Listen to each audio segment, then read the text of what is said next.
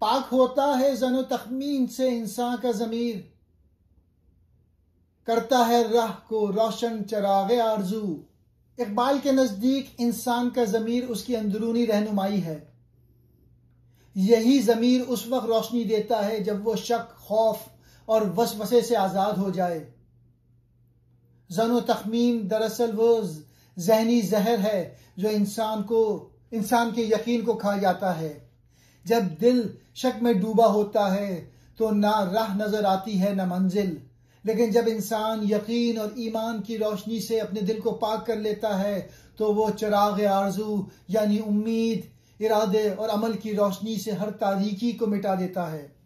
इक़बाल का पैगाम यह है कि शक, गुमान और बेयकीनी इंसान की रूह को धुंधला देते हैं।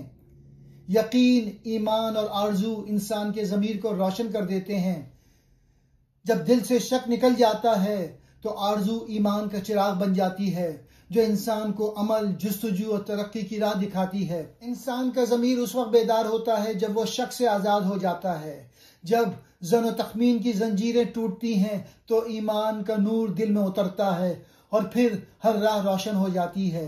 यही चिराग आरज़ू है जो मायूसी के अंधेरों में भी रोशनी देता है, जो इंसान को जद्दोजहद का हौसला देता है। इक़बाल हमें यह सिखाते हैं कि यकीन पैदा करो, शक से निजात हासिल करो, क्योंकि ज़मीर पाक ही वो चिराग है जो इंसान को मंजिल तक पहुंचा सकता है।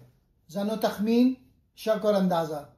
ज़मीर कहते हैं जहनियत, एक बातनी ताकत जो हमेशा आदमी को बुराई से रोकती है और अच्छाई की तरफ माइल रखती है। चिराग आरज़ू, ख्वाहिश का दिया। इक़बाल के नज़दीक ज़िंदगी की रूह यकीन है। शक, ज़न और तख़मीन इंसान के ज़मीर को धुंधला देते हैं, और जब ज़मीर धुंधला जाए तो इंसान फैसले, ईमान और इरादे में कमज़ोर हो जाता है।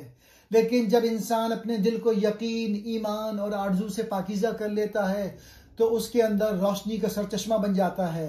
ऐसा शख्स फिर अपनी राह खुद बनाता है और दूसरों के लिए भी चिराग उम्मीद बन जाता है।